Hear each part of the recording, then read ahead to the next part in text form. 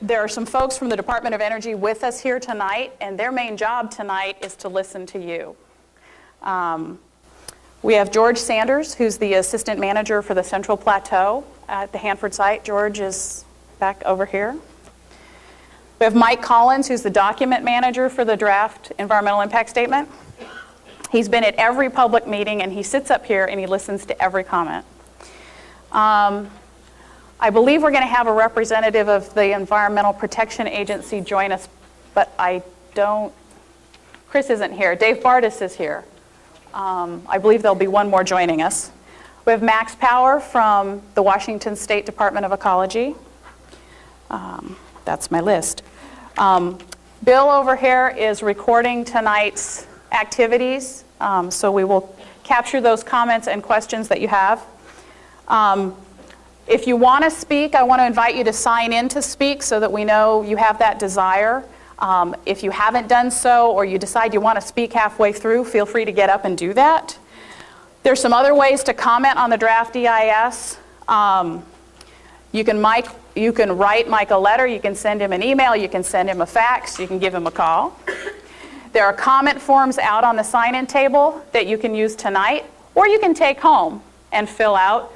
Mike's name and address are at the bottom of that form, so you don't have to remember it, it's right on the form. Or you can speak tonight if that's your choice.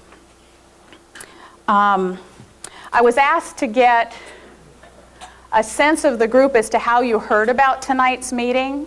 So if I've got a list here. If you could give me a show of hands. Pardon? That's a good idea. Should we do that after Mike does his presentation? Because we're about there. Mike Collins has got, he promised me 10 minutes to give you, this is the Reader's Digest Cliff Notes version of an 800-page draft EIS, okay? But it's to sort of set the stage. You're wired. Hello, my name is Mike Collins with the Department of Energy in Richland, Washington. We're going to start talking about the Hanford Site Solid Waste Environmental Impact Statement. Department of Energy around the country is going through the motions to clean up sites throughout the country and consolidate waste in different places like Yucca Mountain and the Waste Isolation Pilot Plant in New Mexico. As part of that effort, several years ago, a Waste Management Programmatic Environmental Impact Statement was written. It analyzed the impacts of waste transfer throughout the country for the next 20 years, and it looked at several different waste types, and that's the volumes they analyzed, pretty big volumes. And it looked at a lot of different alternatives that affected Hanford, including Hanford not receiving any waste, to Hanford receiving most all the low-level and mixed low-level waste you see here. It looked at the transportation impacts of sending waste around the country. It looked at radiological and chemical impacts during routine shipments and during accidents. It looked at the consequences just from vehicle exhaust, and it looked at physical injury deaths just from crashing. That environmental impact statement was completed in 1997, and several records of decision followed. It said high-level waste would go to Yucca Mountain in Nevada. It said transuranic waste, which is another waste type, would go to the Waste Isolation Pilot Plant in New Mexico. And it had several routes for low-level waste and mixed low-level waste. Nevada and Hanford would be the prime disposal facilities for the DOE's waste. Several sites could continue to dispose of their own waste, and we could still use commercial facilities such as EnviroCare in Utah. The reasons for doing the Hanford Site Solid Waste EIS are really twofold. One is we have old NEPA documentation, National Environmental Policy Act documentation, which is the regulatory mechanism that requires you to do environmental impact statements. So we wanted to update what existed. Plus we had the Waste Management Programmatic EIS that made decisions that affect us, and we wanted to know how we could implement those decisions and what the impacts of that were. In addition to that, there were other decisions made, transuranic waste going to WIP, I already mentioned, and retrieval of a lot of waste that's been disposed in the past. Purpose of today's meeting is to get input from you guys to tell us how to best treat our mixed low-level waste and transuranic waste, how to dispose of our low-level waste and mixed low-level waste, and how to certify, which means ensure that transuranic waste meets the waste acceptance criteria for getting down to this waste isolation pilot plant. Some of the main decisions we're looking at are, do we build a new facility or modify an existing facility to treat some of our mixed low-level waste? We have some capability to treat mixed low-level waste right now, but not capability to treat all of it. Similarly, a new facility or an existing facility to treat transuranic waste. Again, we have limited capability to treat some, but we can't treat it all. Do we treat all our mixed low-level waste on-site, or do we send some off-site to other DOE or commercial facilities to treat it? What size trenches do we dispose in? Bigger, wider, deeper, or these current smaller size trenches that we dig now? And do we want lined or unlined trenches? Just a quick map of Hanford. Middle of Hanford, 200 East, 200 West areas. That's where most of the action's going on that this EIS is evaluating. We're looking at 3 different waste types in this environmental impact statement. Low-level waste, which is defined by what it's not. It's not high-level waste. It's not transuranic waste. It's not spent nuclear fuel. It's all the other radioactive waste. Mixed low-level waste is low-level waste, which is low-level waste with chemically hazardous constituents. Solid transuranic waste, that's a special waste type that takes into consideration the breathing hazard, and it's the plutoniums and americiums and those types of waste. And we're talking about waste that's in storage today or is to be generated. And to be generated is a bit of a misnomer. We are generating some waste through ongoing cleanup activities or through research, but most of the waste already exists in burial grounds today, or it's buildings that we will be cleaning out and demolishing in the future. This does not cover several types of waste: high-level waste, spent nuclear fuel, cesium, strontium. These are our major hazard wastes right here, the first 3. Submarine reactor compartments, hazardous waste, that's waste with no radioactive contamination in it. And then waste that's essentially kitchen garbage, building debris, the normal stuff you would see in a regular landfill. And then we have waste that's called pre-1970 waste. A lot of our waste, there's a lot of waste in the ground today as a result of past disposal actions. It's covered under Superfund legislation, if you've ever heard of that. Basically what it does is it covers how to clean up past practices. As a result of going through this process, they'll make decisions on what to do with these waste sites. They may cap them in place, they may retrieve them, they may treat them in place, they may do a lot of things. Low-level waste and mixed low-level waste that's retrieved as a result of these actions gets sent to an existing line facility at the Hanford site. If transuranic waste is retrieved, that comes to our facilities, the waste management facilities. It gets treated, certified, and eventually goes down to New Mexico. A couple maps of the areas we're talking about. Central Waste Complex here. This is where we do most of the storage of our transuranic and mixed low-level waste. Just north of there is the waste receiving and processing facility. This is the facility where we can treat and certify some of our transuranic waste to get it down to the waste isolation pilot plant. You can see 1, 2, 3, 4, 5, 6. This EIS talks about 8 burial grounds. 6 of them are in this area right here. This is a typical low-level waste burial ground. Several operations going on at one time. There's no lined trenches in here right now. Just holes in the ground. Essentially, yes. Some low-level waste. The higher hazard stuff is surrounded by concrete. It's called in-trench grouting. Sometimes it's put into concrete vaults that you don't build in place. You just buy and put the waste in. Sorry?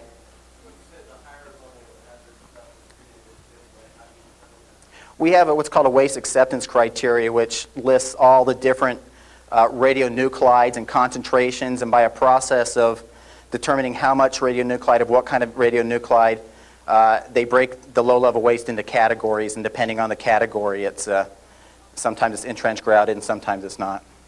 We've got a microphone, so if you have a question, We will run to you, and Mike, can you repeat the question just to make sure folks can hear it? Okay. This is a normal mixed low-level waste trench. It is lined. What you see here is not the liner. It's called a rain curtain to prevent rain from getting down into the bottom, but it is a lined facility. And then right here is a place called T-Plant. This is one of the big canyon facilities that was used at one time to process the fuel and take out plutonium and uranium. Big canyon building you see. There's lots of capability to store, treat, investigate, sample waste in here. We also have a decontamination facility that's compliant with all state regulations to decontaminate equipment and materials. And then in the other area I was talking about, there's the 2 other burial grounds.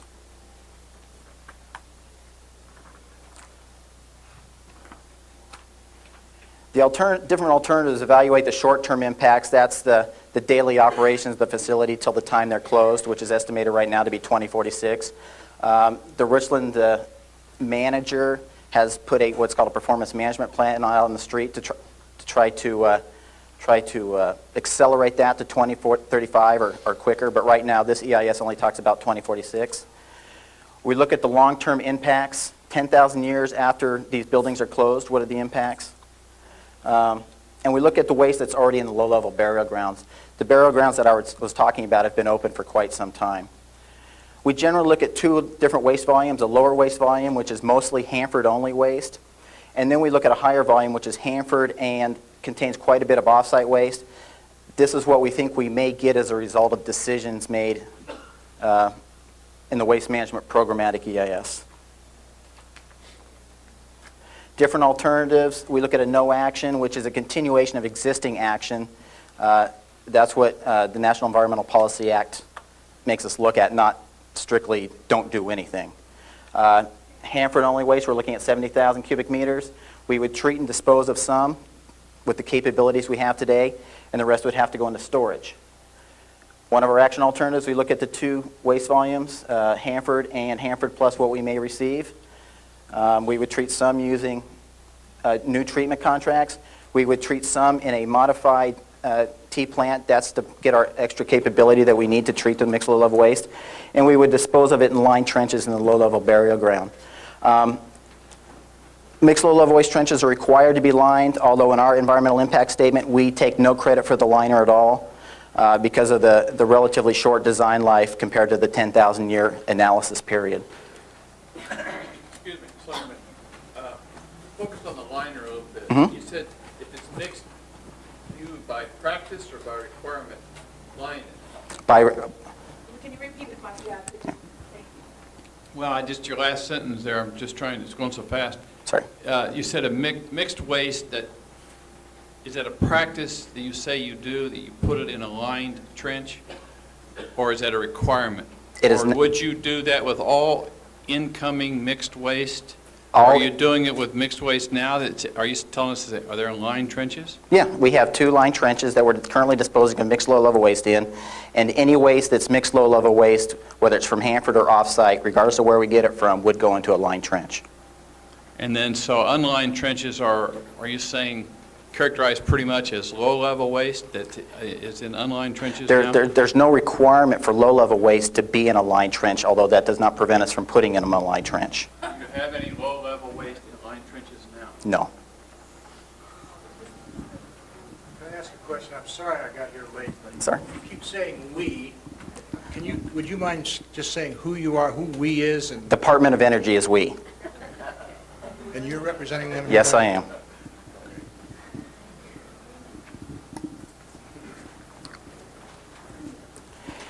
And another action alternative, instead of sending some of the mixed low-level waste off-site, we would treat it all on-site in a new facility, and we'd dispose of it on-site in lined trenches.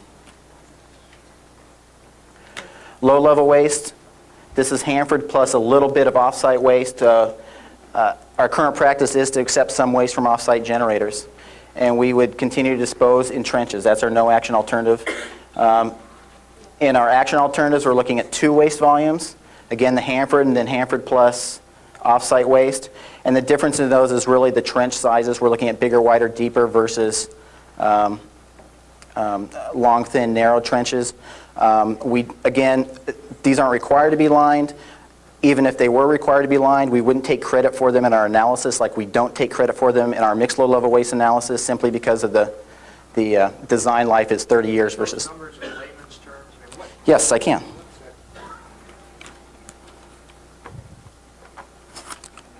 This is a football field. The lower number is 103 feet. The higher number, 103 plus 147, is 250. Large, large volumes of waste. So the trench is 250 feet deep. No, what I'm just trying to do is show you the amount of waste. What you'd end up having is several trenches. Yeah, so that 140,000 figure you had up there on the last one is...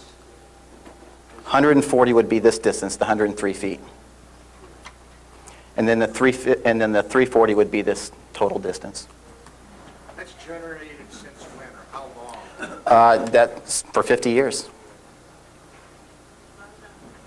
Where is this now? A lot of it's at Hanford. A lot of it's places like Savannah River, Idaho, Rocky Flats. I think Department of Energy has like 5 or 6 big sites like Hanford, and then it probably has roughly 50 small sites. Mike, you've got a question over there. Yes, sir. Yes, the Europeans generate a lot of their power this way. What do they do with their waste? Sometimes, as I understand it, they do a variety. Oh, sorry. What do the Europeans do with their waste? Is the question. As I understand it, they do a variety of things. They do deep geological repositories, like we're trying to do with Yucca Mountain, and like we are doing with the waste isolation pilot plant.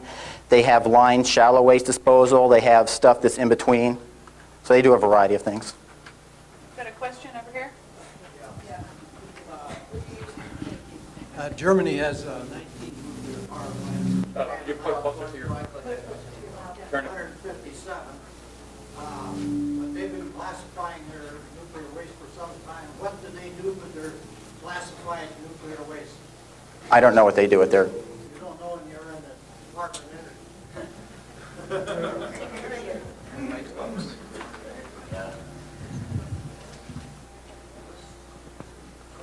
Go ahead. Is there a reason why we're just putting this stuff in trenches and not coming up with new ways of disposing of stuff, like putting it in glass and things like that Well- Asia is doing? Well, in fact, a lot of waste is being glassified or vitrified. Savannah River right now is going through a campaign to glassify high-level waste. West Valley in New York, I believe, is doing that, and we're building a plant in Hanford to do that. What proportion of high-level waste will be classified? The plans right now are to do most of the high-level waste in what are called the cesium strontium capsules. Not most of the high-level waste. The Bush administration plan is only to do 25% of the waste of the tank.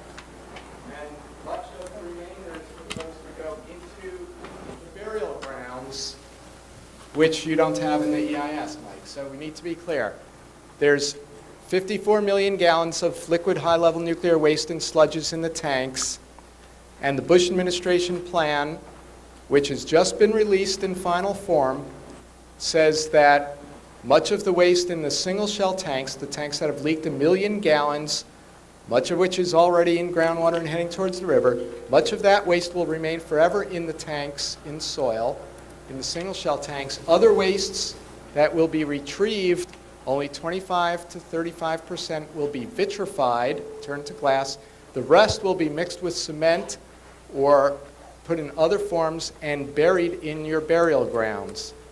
And one of the proposals in that plan proposes that it be in unlined burial grounds along with the melters from the vitrification plant.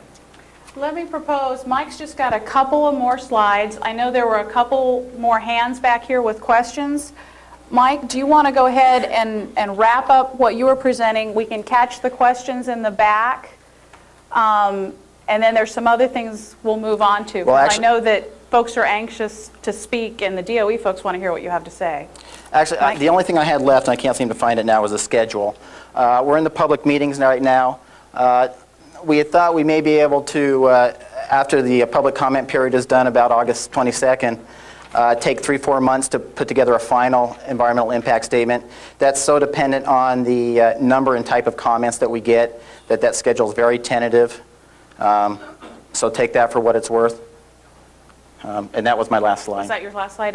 It felt like you were close. Yes, in the back. Yeah, I guess the first environmental impact statement came out in May of 1997, and the last one came out, I guess, in May of this year? April, yeah. April of this year. Now, between those 2 Mays was September 11th, 2001, when you had some major shakeups. I know what happens now after September 11th, 2001, if I try and go to an airplane or if I try to go to a public building. Can you tell me specifically what changes you made in the environmental impact as a result of what happened in September 11th? You know, talking about, for example, the 70,000 trucks that are going to be traveling through the country carrying nuclear waste. Sir. Are you talking about the impacts of a terrorist accident, or are you talking about security and what we're doing? Have you made any changes in the plan for storing this waste, for transporting this waste, as a result of September 11th, sir?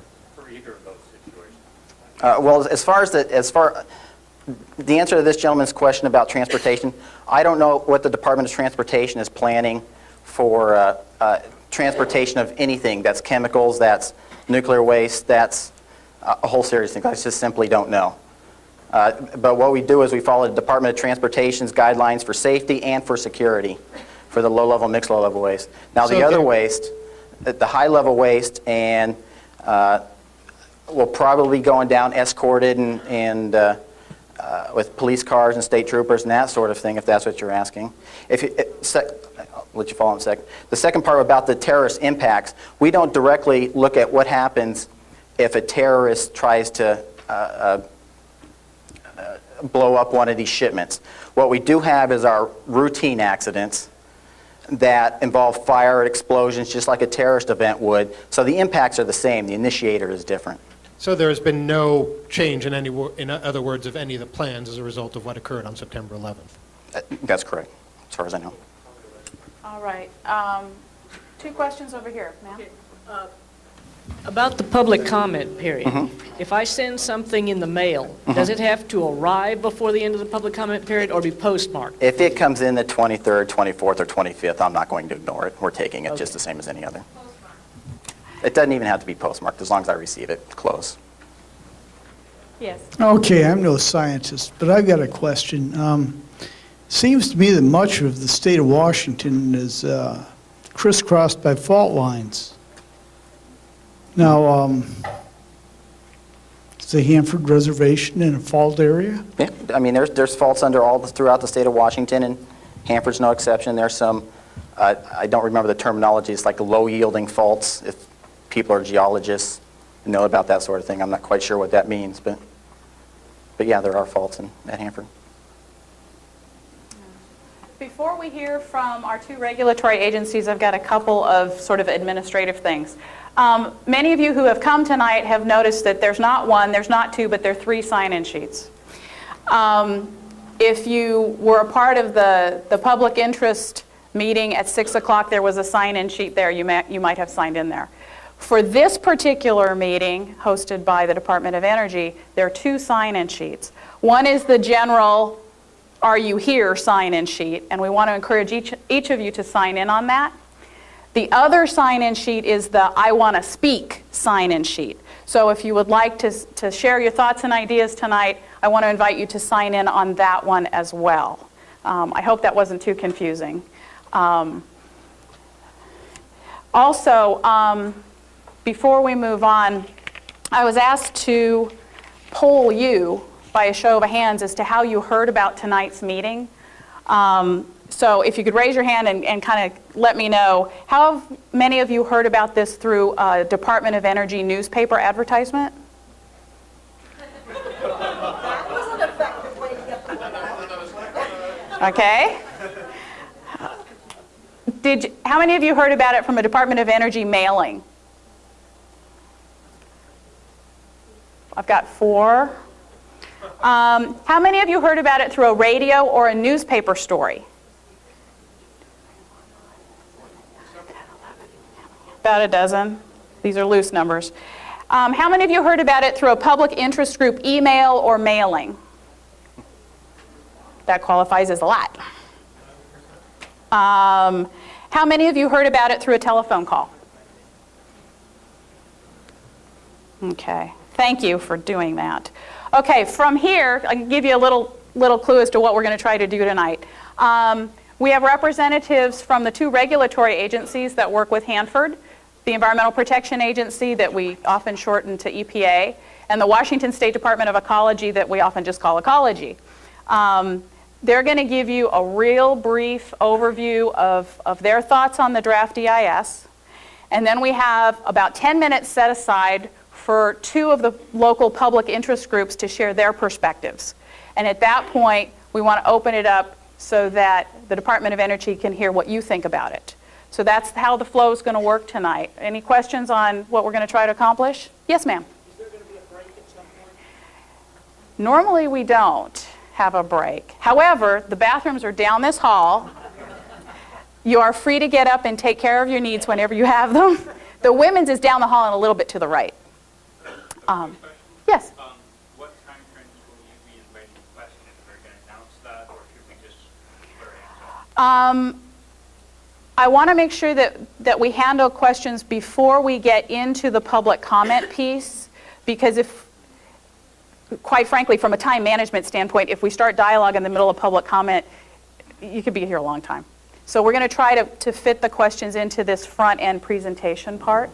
So raise your hand if you have a question, and we have one at the back. Well, it's Yes, really, ma'am. when we signed in, I asked, we signed in on the general comment sheet, and I said, do we need to sign in on this? Do we want a speak sheet as well? And was told no. So do we have to run out and sign up now on that one as well? Yeah, if you would like to speak tonight, please sign up on the I want to speak sheet out in the hall. I Well, they apologize should for have that. told people that. I'm sorry for the confusion. Is that clear now? That there are actually two sign-in sheets here as you come in? Question is not speaking. You're talking about somebody that's prepared something. Yeah, someone who wants to get up and say, this is what I think about this EIS.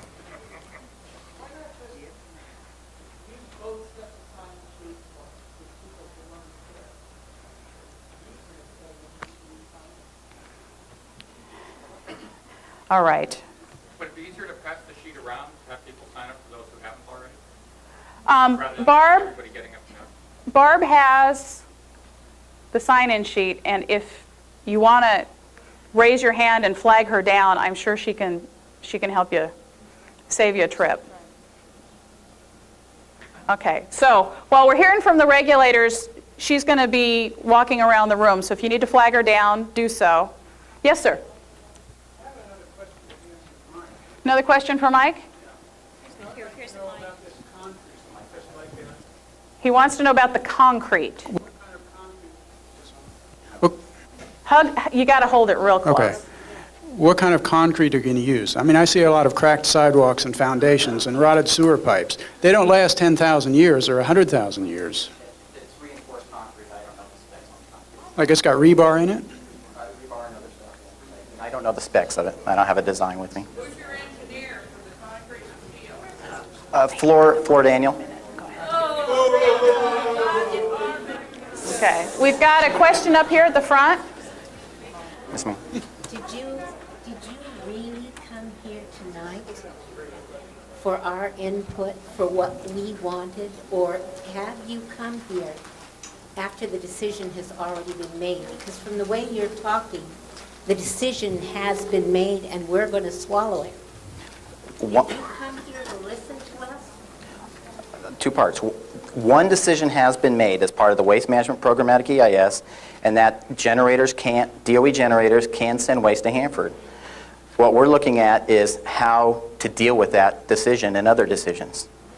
So we do want those, and in fact, we've already thought about the changes that we need to make from comments we've already received because of that. So what you're saying is we're going to get the waste. Yeah, it looks like it. Question in the back? Yeah, are any...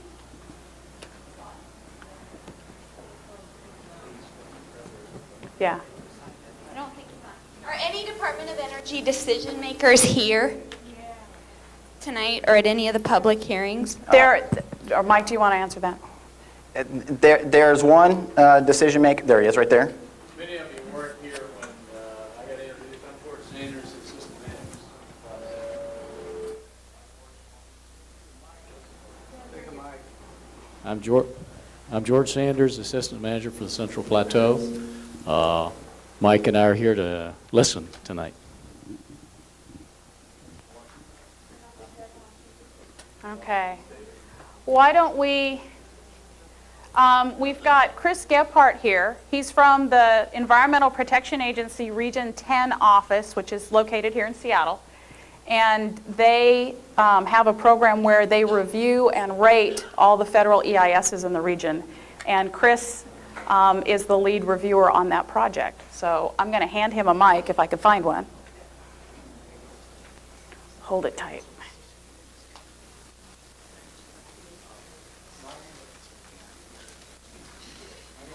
Part, I review environmental impact statements for the Environmental Protection Agency. There's two reasons why the Environmental Protection Agency is involved with this EIS. One, the Environmental Protection Agency oversees the Department of Energy's cleanup efforts at Hanford. And second, under a section of the Clean Air Act, Section 309, Congress told EPA to take a look at all federal actions that have significant impacts, and we interpret that as EISs. So we look at EISs from all the federal agencies. I took a look at, let me take a step backwards. We review all the environmental impact statements, and then we grade the environmental impact statements based upon two criteria. One criteria is the environmental impacts, and we give it a grade from essentially an A, lacking objections, which means we don't really see any environmental impacts, to environmental concerns, environmental objections, which is about a D rating, and environmentally unsatisfactory, which is an F rating.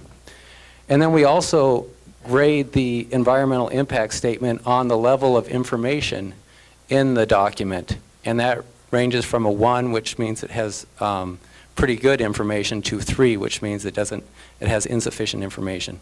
So those are the two criteria: environmental impacts and the level of disclosure in the environmental impact statement. I'm getting to it. Okay. I just wanted to provide a little bit of context.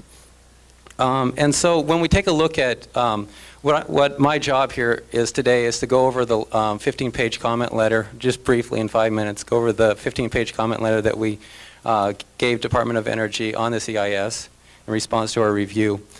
And first of all, in this letter on the second paragraph, we give EPA's general, I guess, policy, what we're looking for with Department of Energy's projects, and that's to not create additional problematic waste that will require future remediation. We don't want to make the cleanup problem bigger. And second, to ensure that proposed activities would not divert resources or capacity from cleanup activities. So we're trying to prevent the problem from getting worse, and we're trying to ensure that resources are there to continue cleaning it up. We have rated this environmental impact statement EO2, which means we have environmental objections to the proposal, to both action alternatives, and we feel that there needs to be more information. And I'll go into more information about that.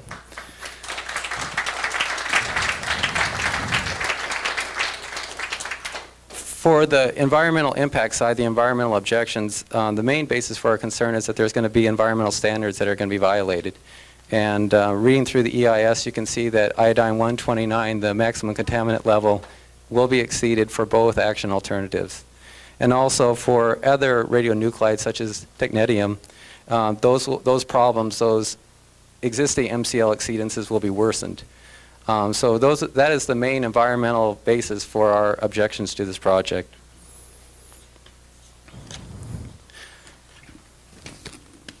In addition, looking at the disclosure piece, we along with other regulatory agencies such as ecology see a real need for more disclosure, and that's both of the existing environment as well as what the impacts will be from implementing these action alternatives.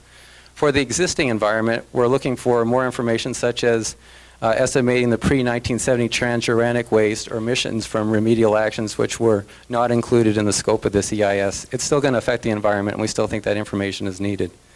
In addition, we need to know more about the elements of the action alternatives, such as what are the type of treatments proposed in the T plant or the M91 facility.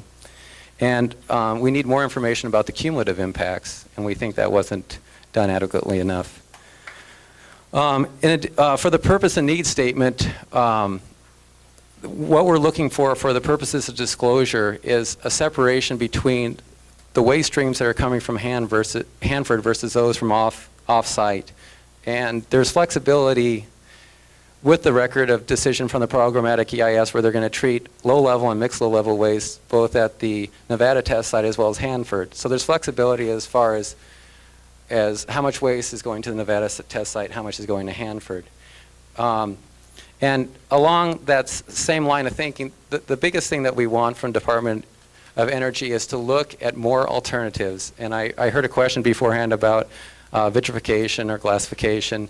But there's many things that we saw, many different alternatives that Department of Energy didn't analyze, many technologies, many mitigation measures that we think deserve examination, that we think can be action alternatives that will comply with environmental standards. And some of those concepts are changing the waste acceptance criteria, limiting waste from off-site, different capping technologies, a mega trench, using the ERDA facility for storage. There's many different things that the existing EIS didn't take a look at that could, hopefully, we haven't done the analysis, but we would like Department of Energy to do the analysis to see if that would, if those kind of ideas were implemented, that environmental standards would be complied with. Looking at alternatives, one of our biggest concerns is that it appears that cost was the main basis for the alternative that was being proposed. As a Hanford outsider, I took a look at the EIS, and looking at the elements of Alternative 1 versus Alternative 2, the one common theme that came to me was that the elements of Alternative 1 were cheaper than Alternative 2. And I think that alternatives that should be explored in the EIS should look at environmental impacts as well as cost. And because that's the purpose behind an environmental impact statement. Dave Bartis from our RCRA program is here, and I'm just going to let Dave speak. Dave is very familiar with the Hanford facility. I'm going to let him speak real briefly, and then if there's any questions afterwards, please feel free to ask.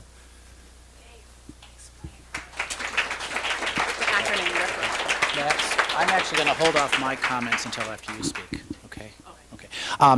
Actually, I'd like to propose that rather than I speak about RCRA, that Max Power do his discussion. I am with the Federal Hazardous Waste Program, that's Resource Conservation and Recovery Act. In this context, my role is different from Chris's. Chris is responsible for the EIS review.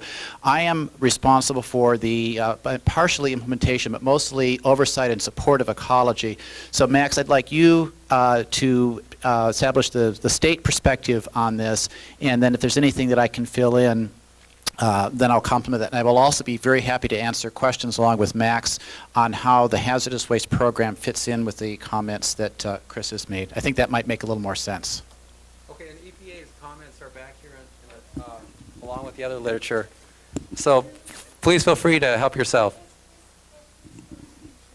Are there questions for Chris? Okay, Betty, and then we've got some up here. Speak up loudly and we'll just repeat them. I think a lot of the frustration in the room is with regard to the fact that a decision was made about whether waste would come to Hanford, and it was made based on previous EIS, the programmatic EIS. So my question to you is, did EPA review the programmatic EIS? Did you rate it? And do you ever rate whether a ROD, a record of decision, was made based on adequate information out of that EIS? Repeat the question. The question was, this EIS tiers from a national programmatic EIS that Mike also talked about. And the question was, did we rate that programmatic EIS, and do we rate the records of decisions that came out of that EIS? I think there were 3 of them. 4 records of decision. To answer the first question, EPA at the headquarters level did review the programmatic EIS. I am not familiar with that rating, and actually we're digging through our files trying to find that. Traditionally, our headquarters is a little bit more lenient than the regions are with the ratings. As far as the records of decisions, that's not in our mission, and actually the comments that we provide do not compel the lead agency to do what we want. They're usually advisory, and the only time when we really have a little muscle is when outside parties use our comments. So we don't rate the records of decisions. I do mention in the comment letter that the information from the programmatic EIS seemed relatively brief. Before we go through these questions, I think Dave wants to add something. I'd like to complement your perspective from the EIS review view of the world with EPA's perspective as a signatory to the tri-party agreement. And Max, I'm going to ask you to comment as well from the state perspective. In terms of bringing waste, well, two things. One is in terms of disposing of cleanup waste from Hanford and bringing waste on site. EPA, and I believe Ecology, has looked at this decision as a two-component one. The first one, of course, was the programmatic EIS, which talked in general about what classes of waste would go to what particular facilities. And this is what Mike mentioned, the low-level waste and mixed low-level waste determined to go to Hanford and to the Nevada test site. The second component was to evaluate the particular impacts of specific wastes on specific sites with specific disposal units, and that would be the options that we want to see covered in this EIS. So from an EPA perspective, we would not support the view that a final decision has been made on the particulars of what waste and what units will be used for these disposal. And then further, I would also add, at least for the waste and the units subject to the jurisdiction of the state of Washington under the RCRA program, there will be a further decision related to permitting of these units as well that will impact that. So keep that in mind as well, that at least EPA is very definitely looking for this EIS to provide the level of detail necessary to fully evaluate the impacts on units and specific waste streams both on and off site. And I think that's consistent with the comments that we've put out in writing. Max, do you want to add anything to that? What does Max do his? Well, did we have questions for Chris before we bring Max up? Perhaps Chris. Dave is more familiar with that. Oh, everybody's You guys aren't helping. Well, in a nutshell, let me say two things. One, there are annual, we hope, meetings on the Hanford budget, and it's always helpful to have you all turn out and express yourselves on that. We've had some trouble this last year because of changes in how DOE and the federal administration do budgets, of having the kind of transparency in that we've had in the past, but they keep promising us it'll get better again next year, so let's do that. The second thing is, I think we need to recognize that Senator Murray is in a very important position, and she's done good work on this in working on a bipartisan basis with other senators. Congressman Hastings, Dix in the House have worked closely, again, on a bipartisan basis with other representatives, so that the Congress is fairly receptive, and what they need is good information, and to the extent you as a kind of template against which they can look at some of the stuff that comes from OMB and so forth. I think that's very helpful. And let's make one observation. The Department of Energy just released a study at the request, in fact at the direction of the Congress, on the costs of low-level waste disposal, not mixed waste disposal, but low-level waste disposal, and discovered some interesting things about the relative costs of doing things in a compliant basis at the environmental restoration disposal facility and in unlined trenches. It's not obvious, but disposal in Hanford's compliant environmental restoration disposal facility is generally much less expensive than some of the other alternatives, and yet that's environmentally better than some of the other alternatives. So if you do your homework, as Heart of America and Government Accountability Projects and others will help you do, and get that word out, it's very helpful. How many questions do we have What are we looking at here? 1, 2, 3, 4. Let's take those 5, excuse me. You've been really patient. Let's take those 5 and then move on to Heart of America and the Government Accountability Project, because I'm aware it's already after 8 o'clock. I don't know what order these came in.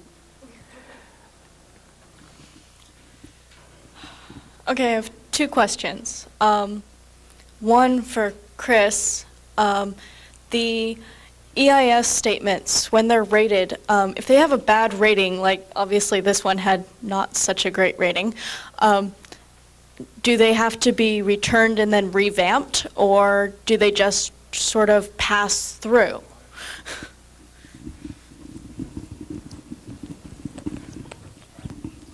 This rating, like I said beforehand, is the EO2, which is about a D rating. And we do have a worse rating. And with that worse with that worse rating, sometimes the Council on Environmental Quality can get involved. But usually what they'll do is they'll say, the lead agency and EPA go meet in a room and talk about it. It's very advisory. The only, like I said beforehand, the only leverage or teeth that our role has is when third parties point out, sometimes in a court setting, that even the federal government has a problem with proposals coming from the federal government. So that's the basis. It's indirect. Sorry. Okay. Did you have one more? And then we'll go to the back, and then we'll come over here. I won't forget. And I guess sort of the, not really having an impact on what the Department of Energy does and what Hanford can do to help make these situations better is sort of, pointless for you guys to make sort of stands on it. Is there any way that we can make you more powerful in terms of making stands on these sort of things so that you actually have some leverage and can say, hey, okay, this is a really horrible statement. Can we make this a better statement, do more research, and make this, a better way of disposing of this waste?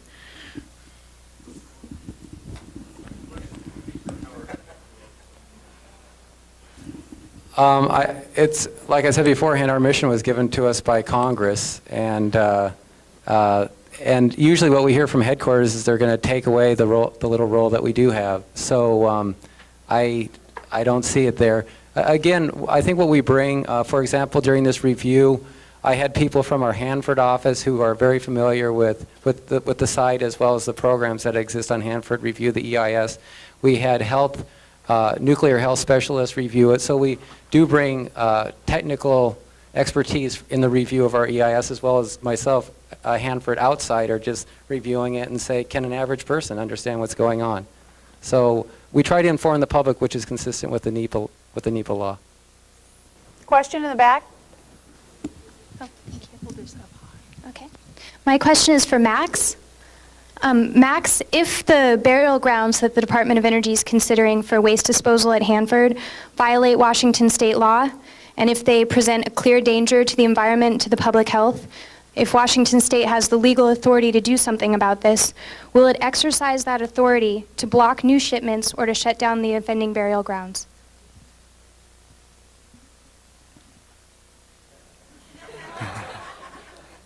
That sort of sums it up. Yeah, I simply am not able and cannot answer a hypothetical like that. If we find a situation that we believe is a clear violation of the dangerous waste regulations, we can take an action appropriate to that, and it's got to be tied to a very specific situation. Now,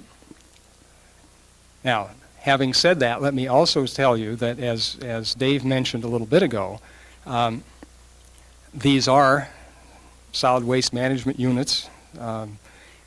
They do need to have eventually to be permitted under our Resource Conservation and Recovery Act, although it's a very arcane science because certain things were put there before a certain date in 1987 and certain things after a certain date in 1987 and a lot of other things that I don't want to begin to open up tonight.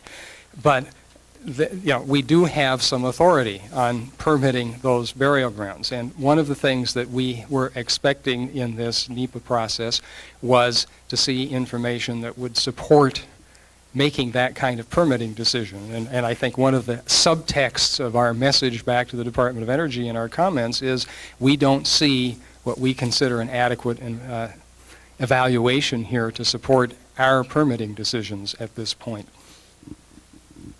Okay, we've got 3 more questions. We'll start here and go around to the other 2 gentlemen, and then I'm going to ask Jerry Paulette to come up and do some local public interest perspectives. Yes, sir. Yes, this is for Max. The question is, under the tri-party agreement, a 2-part question. When is Hanford supposed to be completely cleaned up? Second part, will bringing in more waste affect that cleanup date?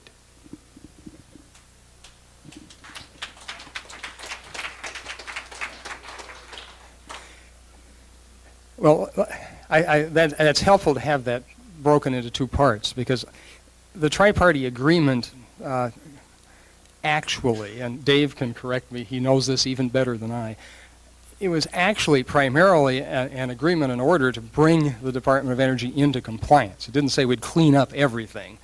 Having said that, it was to accomplish all of the major actions in 30 years. Now there are some outliers here and there. So, but the second part is, as far as we're concerned, anything that is added, anything that's new, has got to be compliant going in.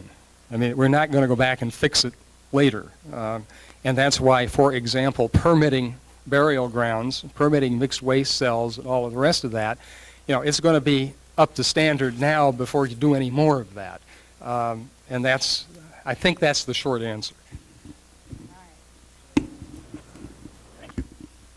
This is a question for Chris. Chris, you mentioned that in your statement you said that you didn't want to make the cleanup worse. And I believe that Hanford's been a Superfund site since probably the early 80s, so maybe about the last 20 years. I'm not sure of the dates. But can you explain to me how bringing in 2.5 times as much radioactive waste will not make the cleanup site worse?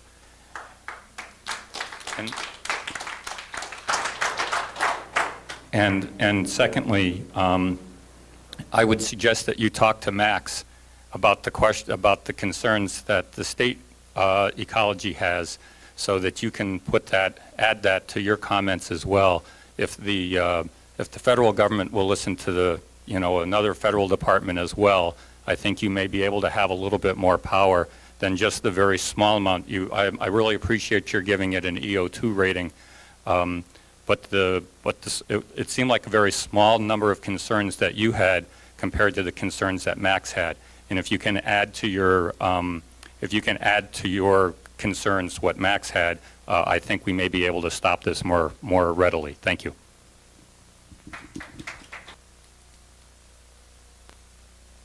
I'd just like to add a comment to that, and I'm going to try and echo Max's comments, where, if I quote you correctly, that the state recognizes there is a role for Hanford in accepting some of these wastes. I think in EPA's comments, we are not trying to articulate a position whether or not certain waste should come here.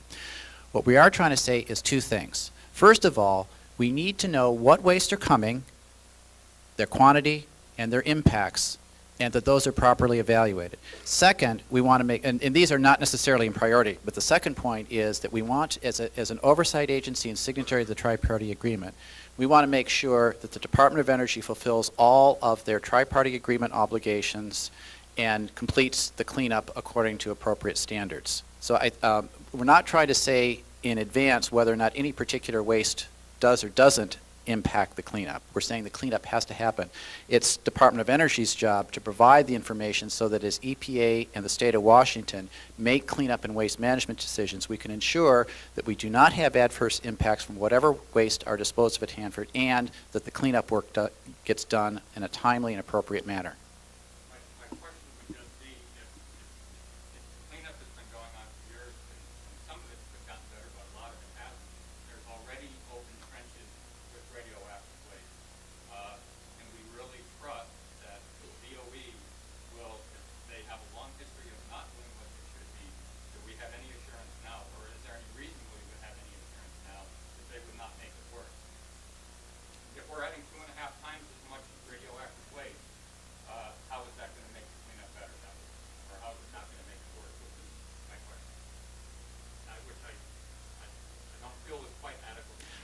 I think the answer is we need to know exactly what the wastes are, and this gets back to Chris's comments about the quality of the EIS document. Well, just one point. I did point out that the EIS itself reports that things are going to get worse as far as iodine 129 and technetium. It's going to exceed environmental standards, so things are going to get worse. I mean, oh gosh, is there any technical people up here? I'm sorry, could you repeat the question, please? Iodine 129 is at 131.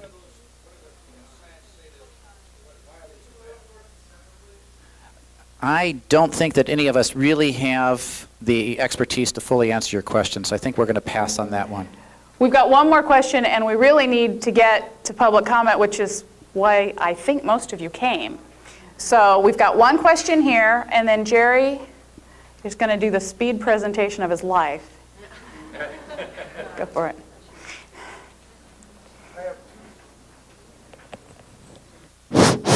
I have two quick questions. One is, I'm wondering what would assure us of the safety of this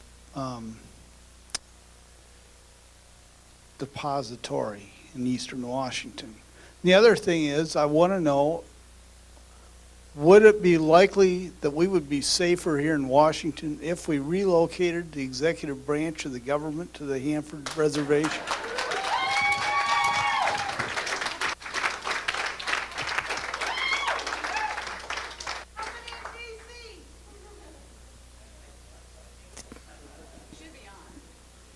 There we go. Repeat the first part of your question again, as I think it's related very much to the previous gentleman's question. How can we assure that it's protective? Is that, how can we assure that the end? I'm not sure whether you're asking a question about specific disposal or the overall cleanup at Hanford. I want to know what the assurances are, because there should be a point at which, if we can't meet the assurances, can't guarantee a clean place, we have to stop the whole thing. Well, I think the understand there is no turning back. I think the answer is that the tri-party agreement, as an exercise of the state of Washington's authority and EPA's authority, sets up clear standards for compliance or a pathway leading to full compliance with all environmental regulations. So I think the answer is a combination of the oversight of EPA and ecology and your involvement as the public and citizens in the various decision documents. So putting in a plug to make sure we continue to get your input, Department of Energy continues to get your input, so that we understand what your values and concerns are as we implement these environmental programs through the tri-party agreement. All right, we're going to take the next few minutes and hear from Jerry Paulette and Claire Gilbert, and then we're going to go right into public comment. So, Jerry? Yeah, actually you do. This is why we're here tonight. I'm Jerry Paulette with Heart of America Northwest. Thank you all for coming, for being patient, and thanks. But we're using up the time till we get to your comments. So, okay. This is an unlined burial ground. If you took a photograph in 1970 or 1950 of how they disposed of radioactive waste at Hanford, it would look just like this. But this is 2002. You can't dump your kitchen garbage in an unlined ditch like this. If you live in Seattle, or if you live in Redmond, if you live in Bend, Oregon, if you live in Richland, Washington, you can't have your city dump your municipal garbage in an unlined soil trench like this. So, why is the Bush administration proposing to continue dumping 12 million cubic feet, 70,000 truckloads of radioactive waste in the soil? You wouldn't. It will kill some people. I mean, unfortunately, when you begin looking at the releases that will occur. this doesn't have, it's not just about a liner. There's no leachate collection. There's no cap as soon as you've put waste in to prevent infiltration. There's no groundwater monitoring system. The reason they can't tell us if the stuff from these burial grounds has reached groundwater is that more than half of the groundwater monitoring wells around these burial grounds are dry. Most of them do not meet hazardous waste law requirements for groundwater monitoring. There aren't enough anyway, but most of them are dry. They can't monitor the groundwater if they're dry. So, tonight you've heard people say, well, we're not going to defer Hanford cleanup by taking in this waste. Well, how about before we spend any money out of the cleanup budget, which we have to lobby for year after year, before we spend a penny bringing in more waste, how about we have a legally compliant groundwater monitoring system installed around these burial grounds? Where's that in the environmental impact statement or their plans? It's not in their plans and it's not in the EIS. What is in these burial grounds? Tonight, with all due respect, Dave Bartis from EPA and Chris said, well, you know, we've got a tri-party agreement. One day we'll characterize these. Many of the people in this room will be dead before they characterize the active burial grounds. The schedule for getting around to characterizing them is so late because the Department of Energy doesn't want anyone to know what's in them. What is in these burial grounds is deadly. It's not just radioactive waste, it also has transuranic wastes in these burial grounds. This is a burial ground immediately west of the plutonium finishing plant. In another EPA document, and DOE documents we obtained through the Freedom of Information Act after threatening litigation last week, on Friday we obtained documents that show these burial grounds have carbon tetrachloride, which is one of the 10 most potent reproductive toxins identified by Proposition 65 in California. It is a potent neurotoxin. It is a potent carcinogen. It is banned from production in the United States because it is an ozone-depleting chemical. It is a powerful solvent. It was used to extract plutonium in the plutonium finishing plant. And it was found, measured in the air samples of risers in these burial grounds, 176 times the OSHA allowable air limit for a worker to be exposed to, 176 times. The concentration, I haven't gone 7 minutes yet. The concentration is such that it is 63% of the LD50, which is the lethal dose 50% of small mammals exposed to it. Now that's just one chemical. Chloroform was 6 times in the air samples, 6 times the OSHA limit. We know there's tributyl phosphate in there. All these things move other cancer-causing chemicals through the soil, through the groundwater. The Department of Energy doesn't want to characterize these burial grounds.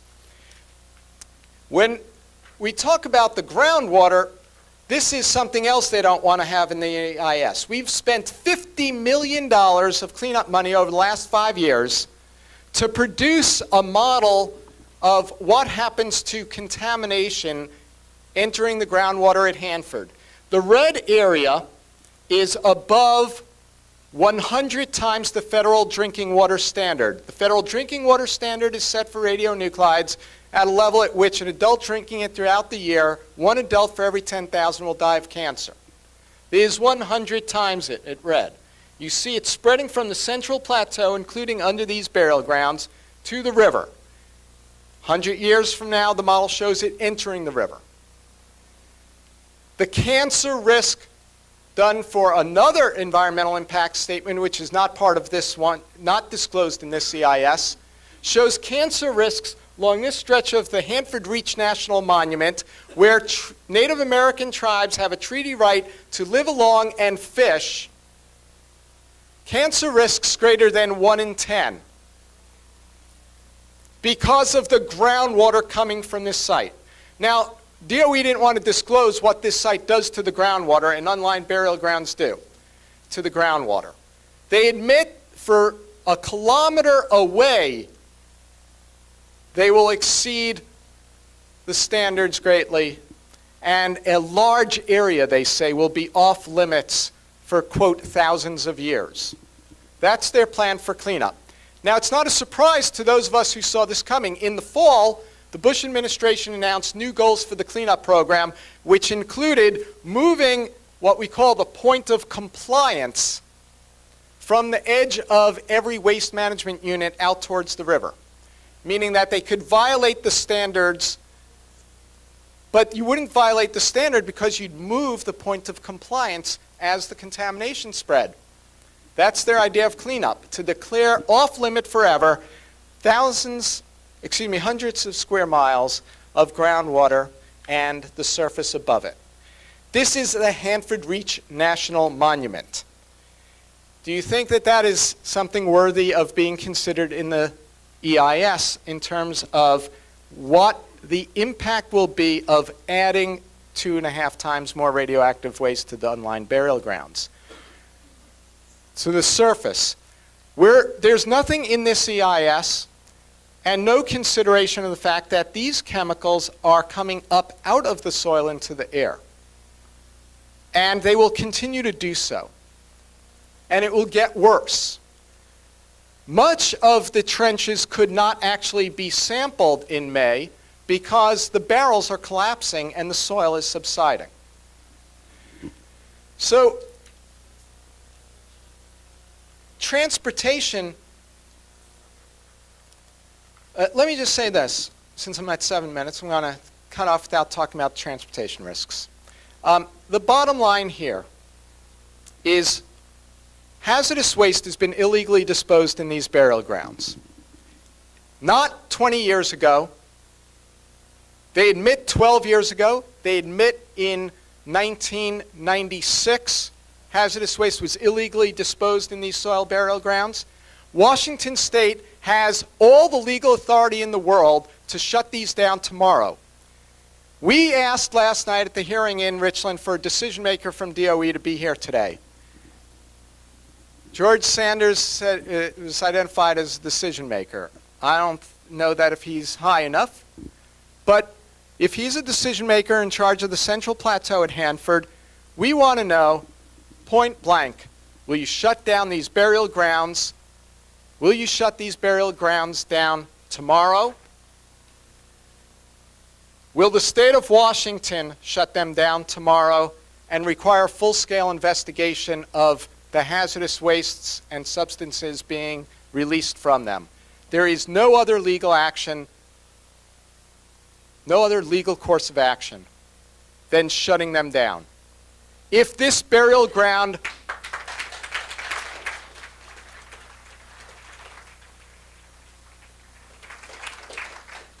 if this was a municipal landfill leaching carbon tetrachloride into the air, you wouldn't be adding waste to it. There'd be an order to shut it down and fully investigate it and not tell us that, well, we'll negotiate a date under the TPA for investigating these active burial grounds sometime after half of us are dead. It is not acceptable. Instead of just telling the Department of Energy it's not acceptable, since they're not likely to change, we have to ask the state of Washington to shut it down. And if the state of Washington won't do it, support your local citizen groups. We'll do it together. And your members of Congress. Much of the delegation is united in this.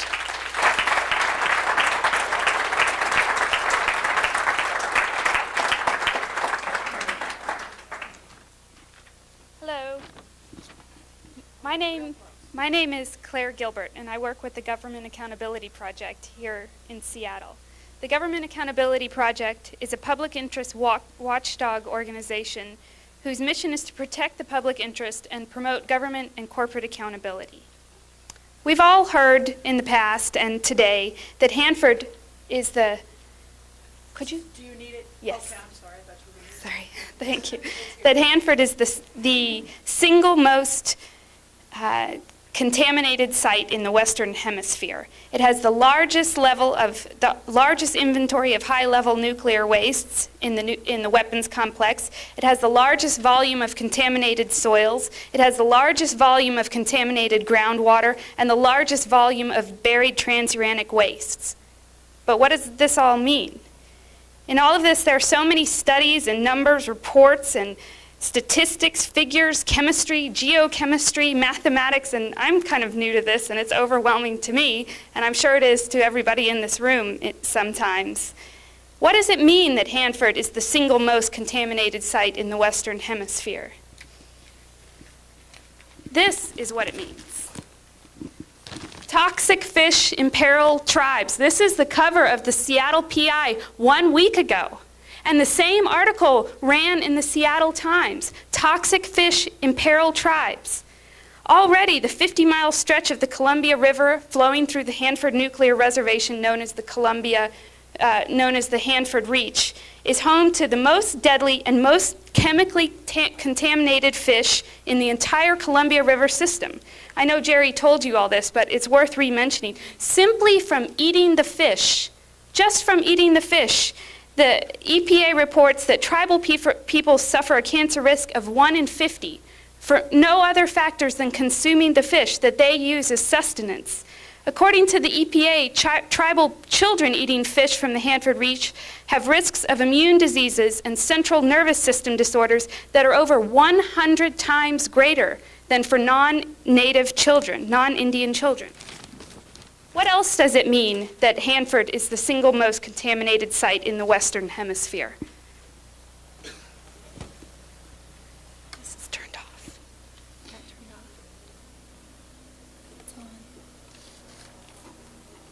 Sorry, this should have gone right up. Oh, I'm sorry.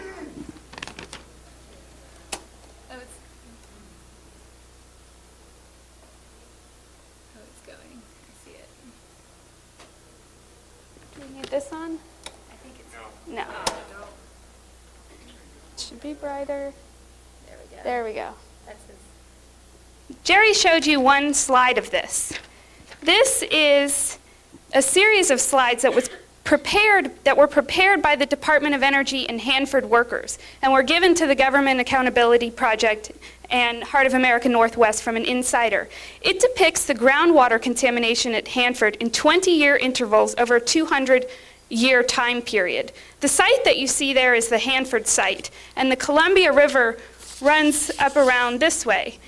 It starts in 1980, and you can see the years are up here, and you can see the progression of the years as the radioactive groundwater moves towards the Columbia and seeps out into the river.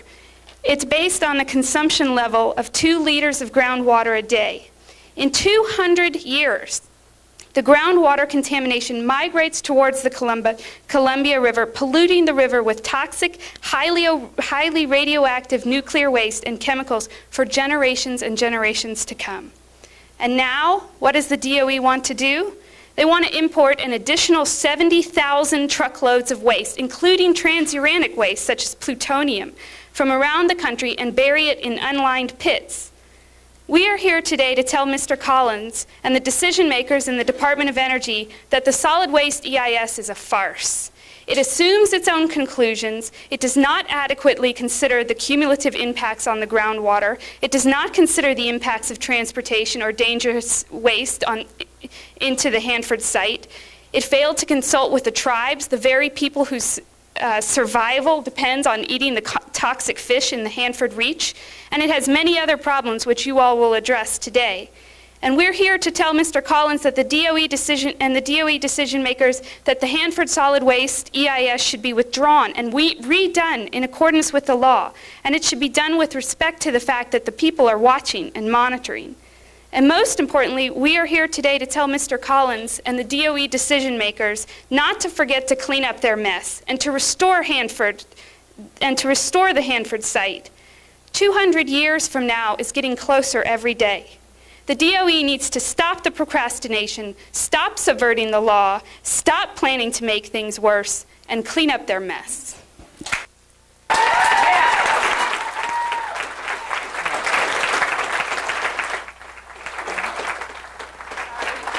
I'm awake now.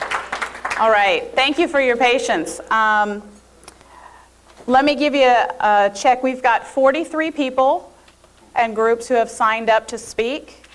If I do a little facilitator math, in Portland, the facilitator invited folks to keep their remarks to 3 minutes, if that was at all possible. At 3 minutes apiece, 43 people runs you a little more than 2 hours. That's about 10:30 or a little later. So I want to encourage you, I want you to be able to say what you need to say. Mike is going to be here to listen to everything you have to say. But I also want you to remember that there's somebody here who is number 43. Okay? So I want to invite you to try to keep to 3 minutes. Yes, sir? And our first suggestion is you just give people time at 2.5 minutes. At 2.5? Okay, I'll give you a high sign at 2.5. The other thing I'm going to do is I'm going to read names off in groups so you know who's coming up next. And I'd invite you to come up here if you're able. And hopefully that will help it flow a little bit better. Yes, ma'am?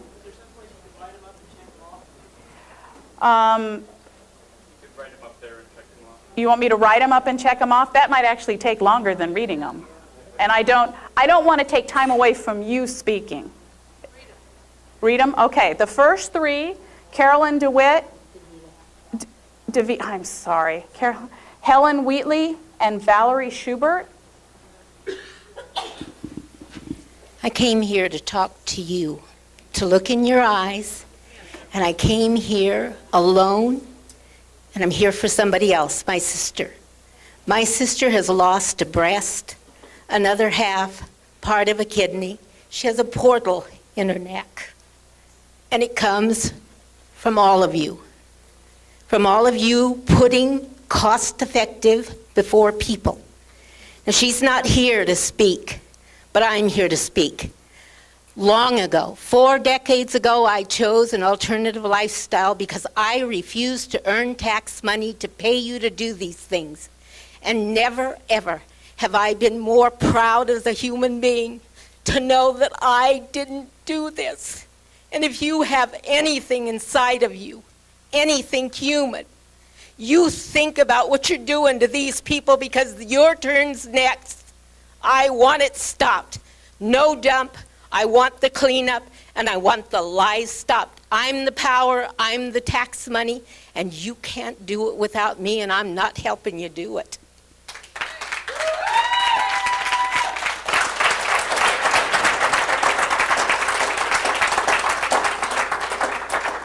We've got Helen Wheatley, Valerie Schubert, and Dane Spencer.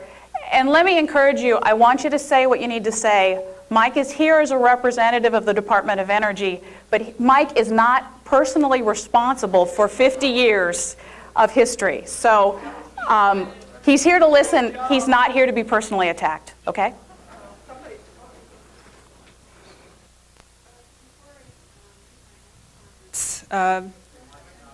Okay, is it working now? Yeah, it is. Okay. I'm Helen Wheatley, and I'm president of the board of Heart of America Northwest. And before I read my own personal statement, Jim McDermott sent a representative who was not able to stay the whole time. And so I would like to just read sort of an abridged version of the statement that he would like to have read. So this is from Jim McDermott. Under the Hanford Cleanup Agreement, our nation is now spending more than $1.5 billion a year to clean up Hanford. But instead of honoring that commitment, the Bush administration released plans earlier this year to leave radioactive waste in many of the high-level nuclear waste tanks that already have leaked more than 1 million gallons of waste which is moving through the soil and groundwater to the Columbia River. One of the new national goals adopted by the Bush administration in its quote-unquote review of the cleanup program on February 4th and in the Hanford Implementation Plan released on May 1st, is to make Hanford a national radioactive waste dump for radioactive low-level waste, radioactive wastes mixed with hazardous chemical wastes, mixed wastes, and transuranic wastes, often containing plutonium, some of which is also mixed with toxic hazardous wastes. Okay, and then I'm going to skip a little bit. Every day, the U.S. DOE dumps radioactive waste in unlined soil trenches at Hanford. U.S. DOE continues to claim that its practices of dumping low-level radioactive waste, some of it as radioactive as high-level nuclear waste, in unlined trenches is exempt from our national and state hazardous waste disposal laws. It is time to make it clear that U.S. DOE's disposal of its radioactive waste is subject to the same environmental standards that govern commercial radioactive and hazardous waste disposal practices. But instead of calling for an end to DOE's current practice, this EIS presents a preferred alternative to use unlined soil trenches to dump an additional 12 million cubic feet of radioactive waste directly into the soil. The EIS has no alternative to use of unlined soil trenches with no leachate collection. The EIS includes no discussion of the lack of a legally compliant groundwater monitoring system around these low-level waste burial grounds. There have been several commitments to Congress by USDA to begin to subject USDA may be part of it, I don't know.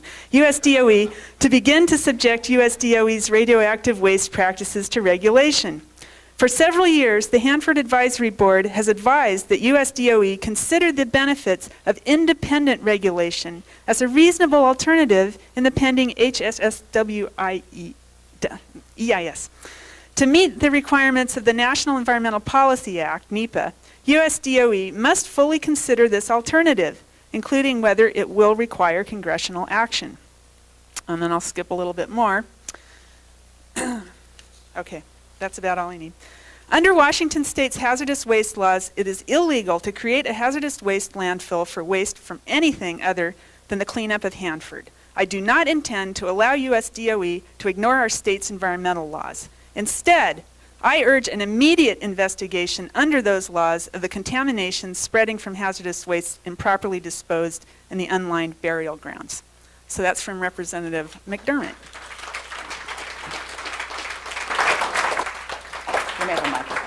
There we go. Valerie Schubert, Danes. I had my own personal as well. That was. Oh, okay, that wasn't indicated here. Did you sign up twice? I signed up as an individual to give testimony. I drove up from Olympia to do it. Oh, here. Go for it. Yeah, I don't know if that, I mean, as I understand it, that was discussed at some point. Just skipped over. Okay, sorry. All right. All right, well, my name is Helen Wheatley from Olympia, Washington. When I look at the summary EISs from the DOE over time, I usually find very little actual discussion of environmental impacts. This document may be even worse than usual. When I look at an EIS, there are things I want to know. What questions were asked? What kind of data was used? How reliable is it? In other words, what degree of accuracy can we expect? These are reasonable questions if there's to be any real basis for consent or not to the alternatives. Since virtually no information is given, how can the public be expected to assume anything other than bad science and bad faith?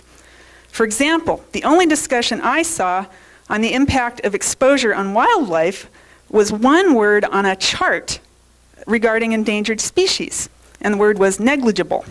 Well, what exactly does that mean? How is this question studied? Was the impact on creatures high up on the food chain, say eagles or salmon, given particular consideration?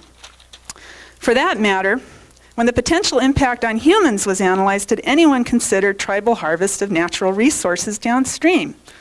In regard to both wildlife and people, this is an area where it might be particularly important to consider the cumulative effect of all Hanford waste projects instead of just studying one set in isolation from others. We're really looking at interactions, and the EIS must address this. In terms of data collection, there's no information provided in the summary report that gives me reason to accept its conclusion that the radionuclides and chemicals that would eventually drain into the Columbia create, quote, exposures well below amounts from which health effects are expected.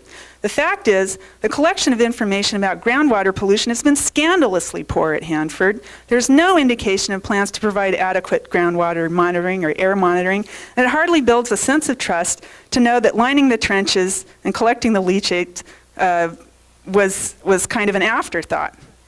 Okay.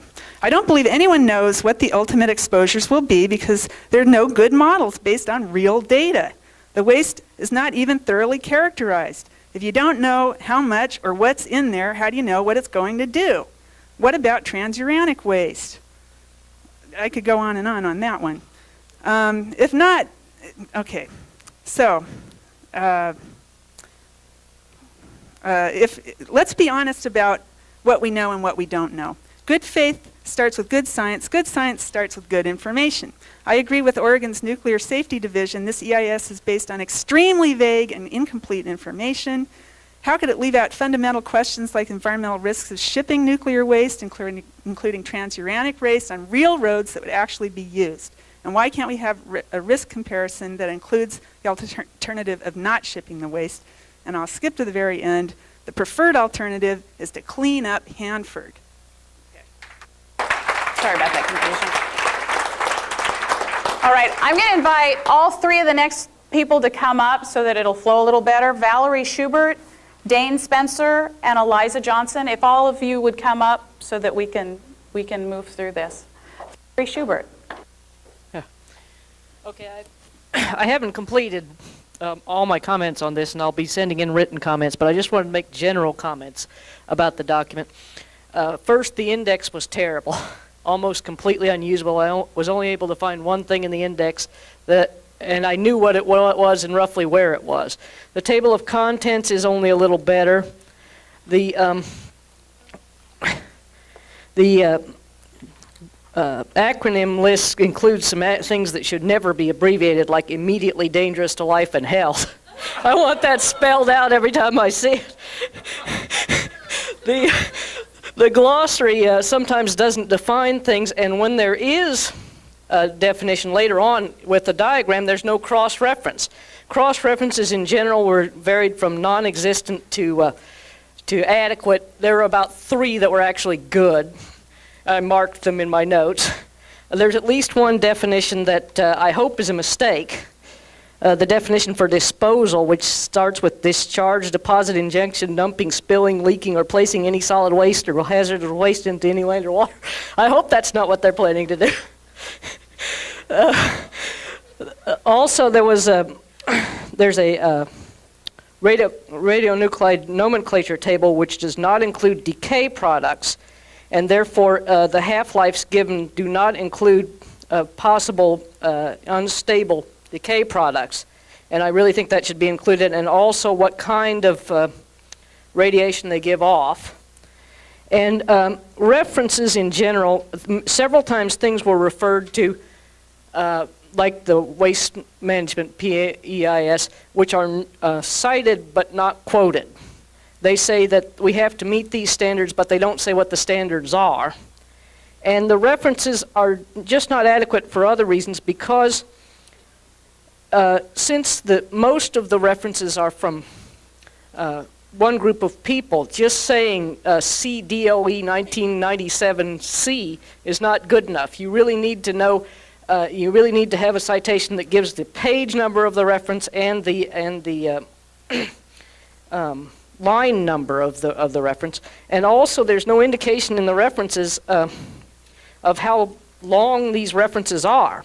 Okay. There's no pagination at all. You can't tell if it's 2 pages or 2,000 pages. So it seems like it would be useful to have that information too. That's my general comments. The rest I'm going to write up and have sent in.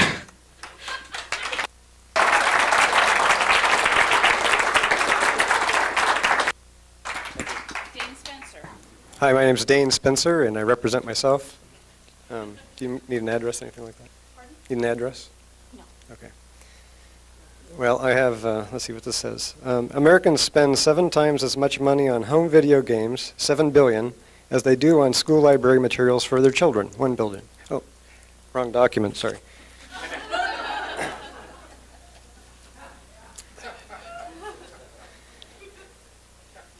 I have a few questions that I'm just going to ask the rhetorical questions. I don't really expect an answer, but I was wondering what happened to the option of not accepting waste at all. I mean, EIS or no EIS. We voted on this in 1985, and it passed by 87% of the state didn't want any radioactive waste brought into the state. We said no, and I think we said it pretty darn loud. We weren't talking about high level, we weren't talking about low level, we were talking about no level. So what my question is, what happens if, hypothetically, everybody in the country refuses to take waste? What happens? And does that mean they're going to stop producing more of it? I mean, Yucca Mountain, if it gets developed today, is already full. They don't want Yucca Mountain because they have nuclear waste they want to put in it. They want Yucca Mountain so they can produce more nuclear waste. I'll give you an example of why I know that. One of the reasons why we're here today is because, ironically, 50-some years ago, we dropped a bomb on Hiroshima, and that's why we're here. It's a nuclear bomb. This is an atom bomb. It's a much smaller version of the bombs that get dropped now, if they get dropped.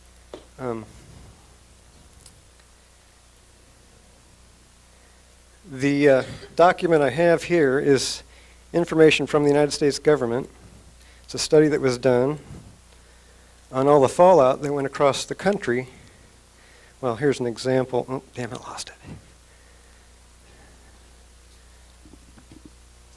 This would be an example of the number of bombs detonated above ground at the Nevada test site for 1 year. That's just 1 year, and that would be 1955. That was a little year. That was a small year. We have a... I'm going to have more than 30 seconds. I'm sorry. It's just going to take longer. Sorry. I really have to stay. This is a little off track, and I have to bring it back on track so you understand why I'm talking about this. These maps are of the United States. They show the fallout cloud, and it goes off the map, which would be Canada and Mexico. They don't show that, but the red would be fallout. And you can see that would be accumulation for 1 year. All the red would be amazing doses of rads of fallout. Well, that's information that we didn't have until recently. The CDC has determined that 18,000 people have died from that radioactivity since the beginning of those tests. How does that relate to what we're talking about today? Well, we're making decisions based on information we don't have, and we're not going to have it. And do you think it's over? Well, the present administration wants to continue underground nuclear testing at the Nevada test site. Where is that waste going to go? Well, it's going to go in Hanford, it's going to go in Yucca Mountain, it's going to go wherever. You've got Salt Flats, you've got South Carolina, you've got all these facilities. You're going to be moving this stuff on highways all around the country.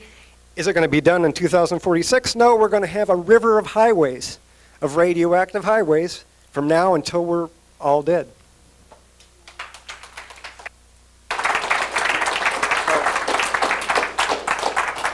Okay, we have Eliza Johnson, and I want to invite Mark Bankhofer, Magna Sundstrom, and John Perot to come up as well. Yes? Oh, okay. Okay. Okay.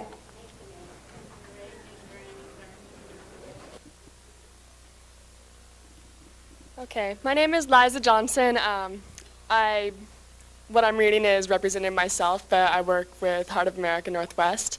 And because Hanford is already the most contaminated site in the Western Hemisphere, and because the Department of Energy has failed to consider other alternatives to Hanford's leaking, unlined, unmonitored trenches, contaminated groundwater, and lack of a leachate collection system, And because the Department of Energy has failed to address the dangers of transporting 70,000 truckloads of highly dangerous radioactive waste, these dangers including accident spills and potential terrorist targets, and because the Department of Energy has failed to consult with the Tri-Party Agreement and neighboring Native American reservations, the Department of Energy would be catastrophically irresponsible to not cancel this plan until reasonable, safe alternatives have been researched. Do not bring 70,000 truckloads of radioactive waste from all across the country to Hanford. It's a real bad idea.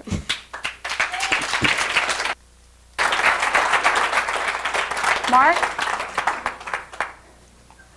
Could you pronounce your name? I don't think I got it right. Thank you.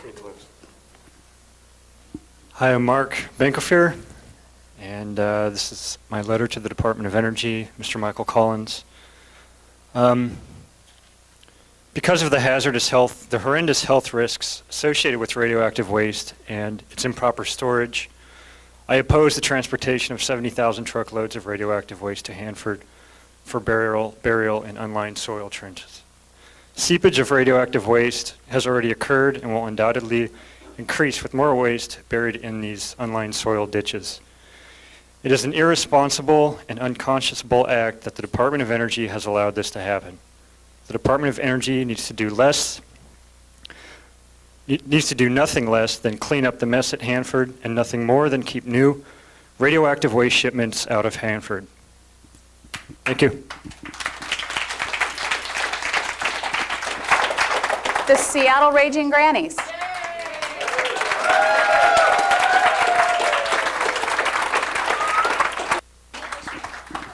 Yeah, and you've got to get your mouse sort of in there. So, there you go. Okay. You want us? Okay. Oh, we've got two mics, so we'll share. Okay, we'll share. Okay. Our comments are in the form of two songs, and since there's four of us, maybe we'll go over in 3 minutes, okay? The first one's called 70,000 Truckloads of Waste. 70,000 truckloads of waste. Is this one on? 70,000 truckloads of waste on the road will endanger citizens along the way. That's the DOE's plan for us. We've all got to make a great big fuss. No more waste for us, you hear. Proposals to cut cleanup funds are unacceptable. We won't trade cleanup funds for new mixed waste. What's proposed is dangerous, illegal, and felonious, and we'll fight it to the death. We're sick and tired of waiting for real cleanup. No more games or delays or new imported waste. We will not wait another day, so throw your grand import plan away. Listen up or we will sue.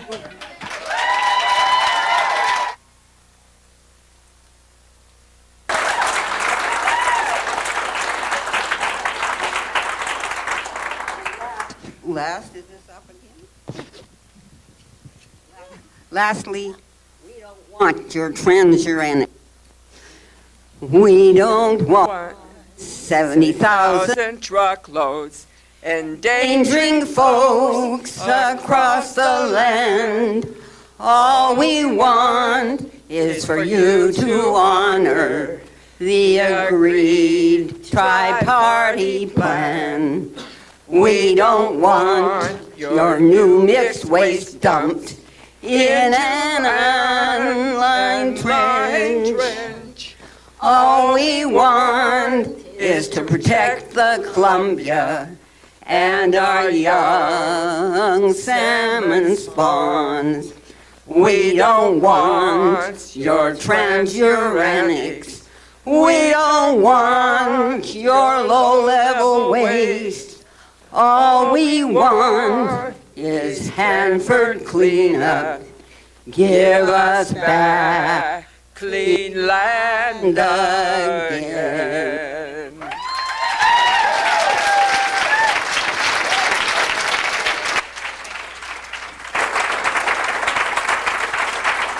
There you go. Okay, we have John Perot, and I want to invite Jennifer Moore, Sasha Sajovic, and Paul Richmond to come up and wait in the wings. You don't have to sing if you don't want to. Thanks. Although it's a tempting offer.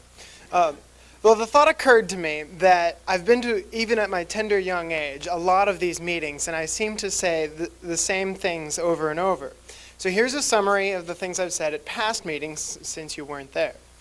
I pay my taxes happily to support the federal government so that the federal government will protect me and make my life easier. That's fine. It's an agreement. But please, spend my tax dollars to protect me from this waste. Don't spend the tax dollars to bring more waste into an already contaminated site. Please, spend billions to clean up. That's okay. That's what I'm paying my taxes for.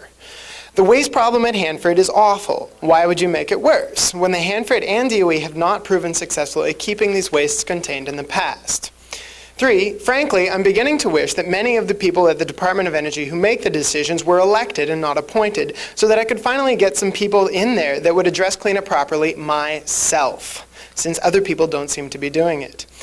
4, adding waste is not cleanup. You don't let your kids go out and play until they've cleaned their room. So, Department of Energy, you cannot go out and play until you clean your room. I'm sorry, it just doesn't work that way.